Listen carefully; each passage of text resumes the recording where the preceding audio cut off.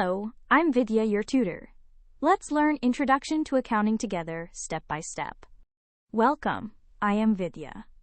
In this chapter, we learn what accounting really means, why every business keeps financial records, and who uses this information to make decisions. Accounting touches every shop, factory, and company around us.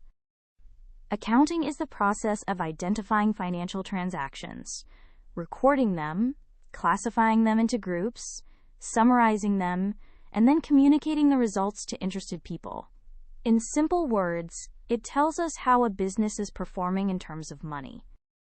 The main objectives of accounting are to maintain systematic records, to find out the profit or loss earned during a period, to show the financial position through the balance sheet, and to provide useful information to owners, managers, and others.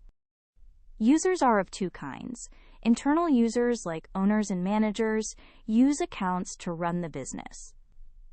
External users, like banks, investors, creditors, and the government, use accounts to decide whether to lend, invest, or collect taxes.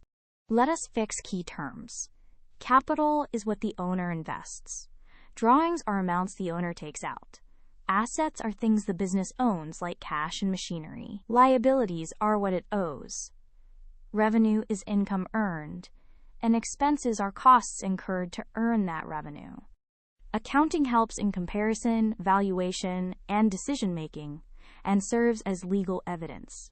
But it has limits too.